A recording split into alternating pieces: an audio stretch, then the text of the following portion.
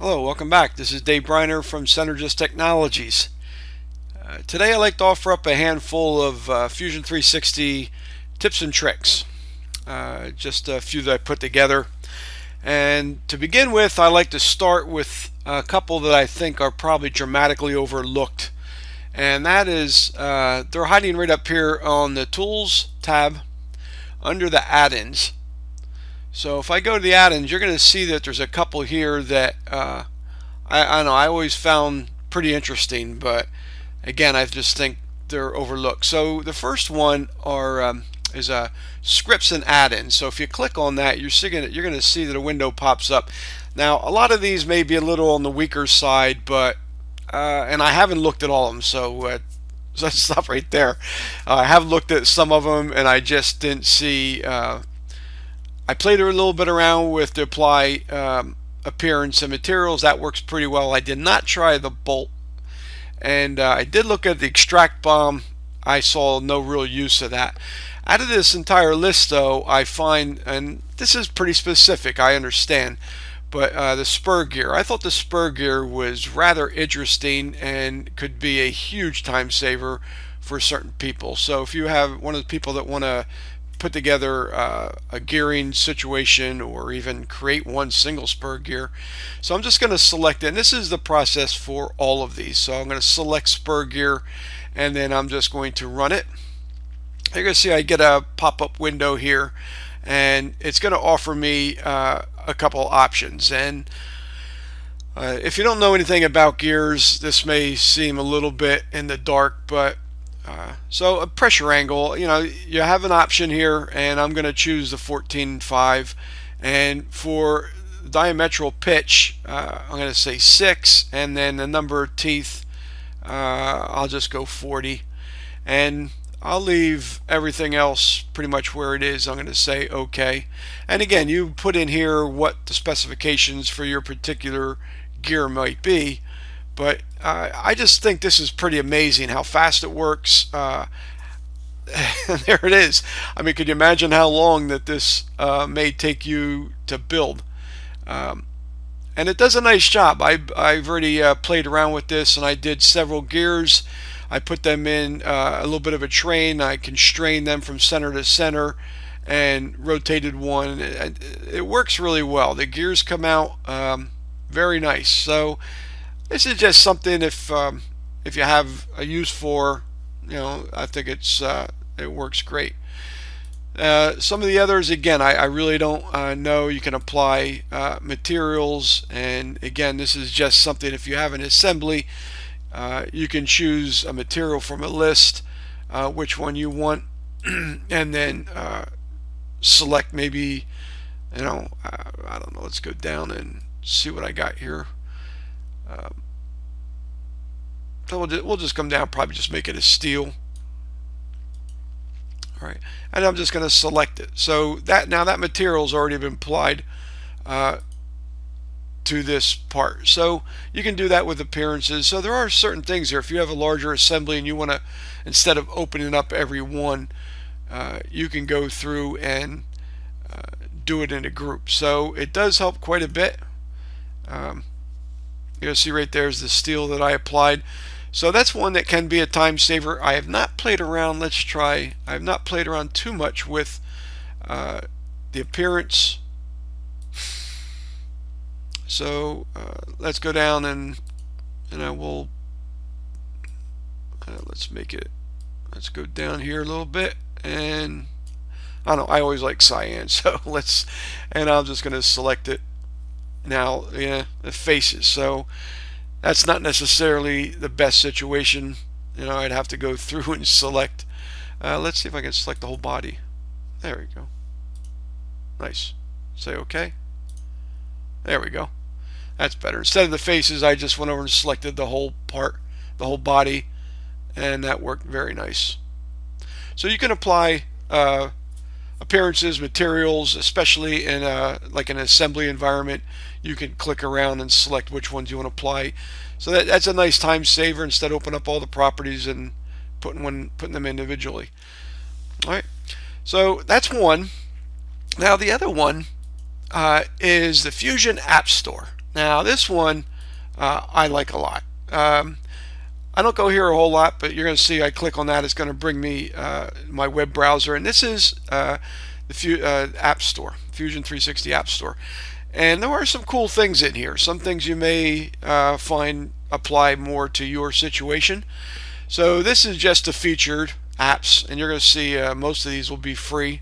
There are some that are you pay a fee for, some that are a trial which will probably go to a fee. But you can come down here. There's CAM, data management, interoperability, learning. So there's different, and I typically go to the general utilities. That's one that typically, and I can filter beyond that if I want free apps, just the Windows apps. If you have a Mac, you can just filter those out. And if you go down, you're going to see, again, some you're going to have to pay for. Some are trial, but there are a lot of free ones in here, and they're interesting. You can see that there's at least 9 tabs full of them, and there's some pretty interesting ones. So give them a try. I mean, there's things in here that, if you don't try them out, you're not going to have an idea if that's, at least give them a look to see if there's anything in here that, catches your eye. There's a bolt generator. Again, personal preference, but I think it's worth a look. All right, so come in here, try the App Store, and see if there's anything that catches your eye. All right, so let's move on. The other thing, let's open up a new file here, and what's next? So I'm just going to start a sketch, and I'm going to do a couple here that I know some of you may know, but I'm just going to draw some simple geometry, some line, and let me come in and so. Alright, and what I'm going to do is I'm going to end this line. I'm going to left click and end. Alright, I'm going to stop it, but now I'm going to hold the left mouse key. So if I hold the mouse key and I drag out a little bit, you're going to see that I go right from a straight line to an arc because I'm still holding the mouse key down. I'm going to join that line and then let it go. So you can go from a straight line to an arc just by holding the left key, the left mouse key. So give it a try. I mean, I use this a lot. It's something that saves a lot of time, especially drawing some particular shapes. Now you're going to see right away that yes, it applied. Let me hit escape to get out of the command.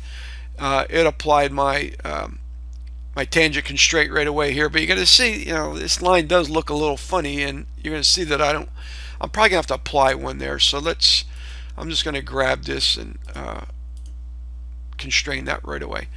So the other thing is, I wanted to, so that the arc is 1, so try to keep that in your back pocket.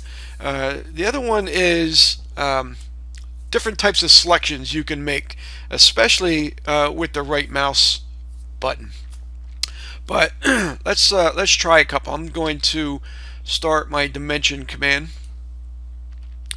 and if I want to start with this radius up here, this arc, well, right away it only ever gives you the first thing it's going to give you a radius. But what if you want, your drawings given out, you have something like a 2.375, something like that, circle, and you don't want to have to do the math. So I can right click, and right click is always a fabulous option for no matter what you're doing.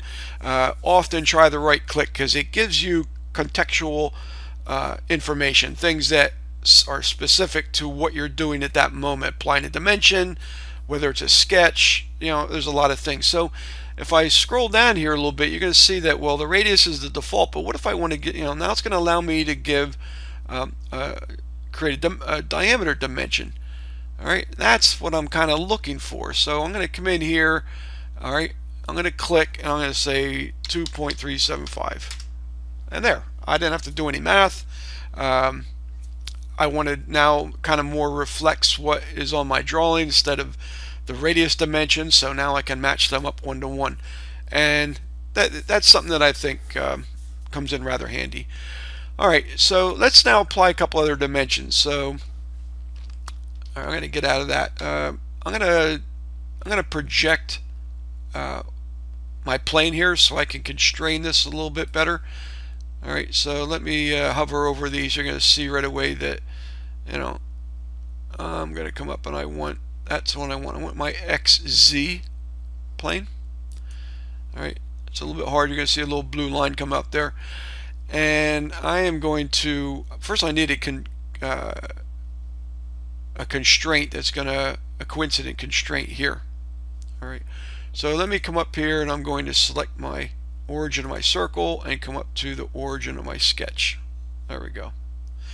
Now I'm going to need some dimensional constraints, and let's just say I want, all right, and I'm going to come up and I'm going to click there, and you're going to see, well, what if I want the midpoint here? Yeah, I can come up and grab the midpoint, but the other thing is I can hold the shift key, and if I hold the shift key, yes, I can come up and maybe grab the midpoint, but if I hold this shift key, it's gonna automatically grab my midpoint. All right, and I'm just gonna say, you know what, I want this to be 3.25. Now the other thing I can, now it's like, well, that really doesn't do me much good, but I can also do a let's try a collinear. So if I grab this point in the center, it's not going to do it. So let me try coincident. So if I grab that point in my projected line, all right, there it goes.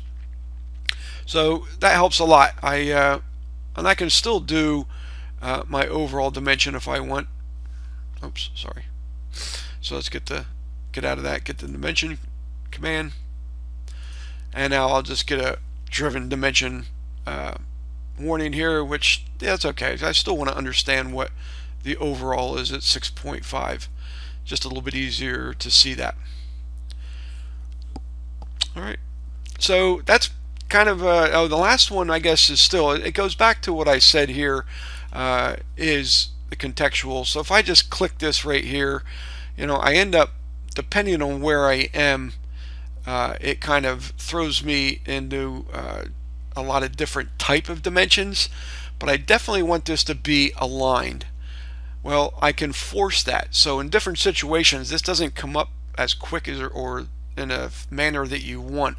So don't forget that right click again. So I come up to my right click button, and again I come up with a couple of different options: align, vertical, horizontal, and that's exactly, now I can drive this. I can say I want it to be aligned no matter what. So I can come in here and you can see that no matter where I go with this, it's going to stay on a line dimension. All right, and I can do the same thing if I wanted horizontal or vertical. So this is one thing that again, I use often. And so there I have everything now fully constrained. So don't forget the right click button.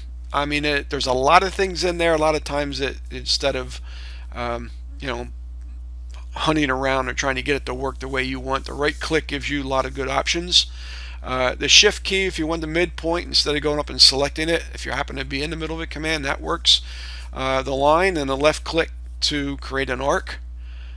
All right, and then up there on the tools button, give it a look. I mean, you don't have to do this all the time, but the add-ins, play around with the scripts, and then take a look at the App Store. See what you think. The App Store has a lot of cool things in it. There might be something there and make your life a little bit easier. All right. Well, thank you very much for joining me. Again, this is Dave Breiner. You have any comments, add them down below. You have any suggestions or something you'd like to see, again, add them in to the comments down below. I'd be happy to present anything you like. All right. So until next time, again, Dave Breiner, Synergis Technologies. Have yourself a great day.